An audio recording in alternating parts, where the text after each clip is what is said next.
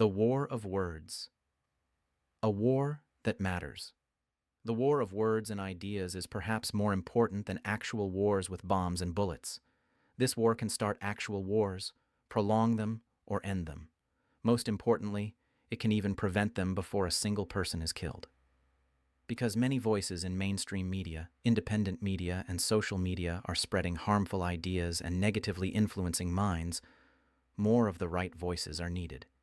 And by right voices, I mean those voices that are not sold out to national, corporate, or wealthy donor interests, but that are rather concerned with the plight of the poor and oppressed. A good sign these days is the trend of some groups in the United States, such as younger citizens and Jewish citizens, to be more inclined toward justice than their elders. Many younger citizens and Jewish citizens are bravely standing against the genocide in Gaza and have spoken out against Israel because of that nation's atrocities against Palestinian civilians. They have boycotted and protested to make their voices heard. In addition, many people in the U.S. are now willing to stand against the country's major political parties, both of which are failing the nation and the world. Many people are clearly being affected by the war of words and ideas. However, although some are affected for the good, others are affected for the bad. Unfortunately, there are also people who have been influenced by MAGA, Make America Great Again, ideas and hypocritical Democrat ideas, and still support giving billions to the Israeli government, billions that they know will likely be used in Israel's genocide against the Palestinians.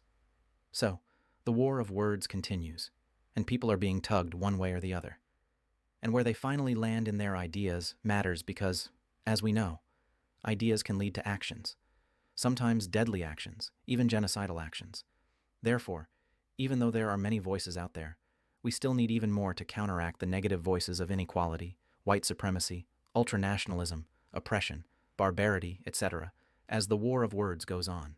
People's opinions can change from day to day, so it's essential to keep working to influence them.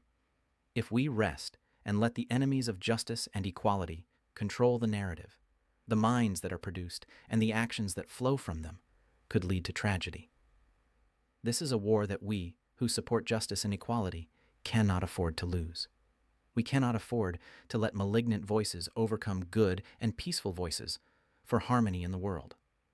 As the black civil and human rights leader Malcolm X once said, "If you're not careful, the newspapers will have you hating the people who are being oppressed and loving the people who are doing the oppressing." Unrevise, the publication of Rights Hawks, is an attempt to add a perspective about history and the news that unrevises the revisions to truth made by the powerful, the victors, and the otherwise influential. This new voice is generally a more progressive voice. Our general political perspective is closer to the perspectives of Norman Finkelstein, Noam Chomsky, Cornel West, Rashida Tlaib, Bernie Sanders, Howard Zinn, and similar thinkers. On some issues, our perspective is even farther left. It generally looks at history and the news from the side of the people rather than the side of governments that are often corrupt.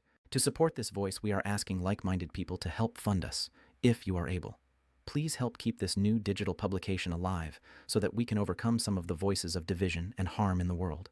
Perhaps together we can end a war, ensure that an existing war is more just, and that the parties abide by the rules of war, or, even better, prevent a war. Click on the red Contribute button near the bottom of this page to donate. If you cannot contribute financially, please support us by continuing to follow our news and history. Thank you.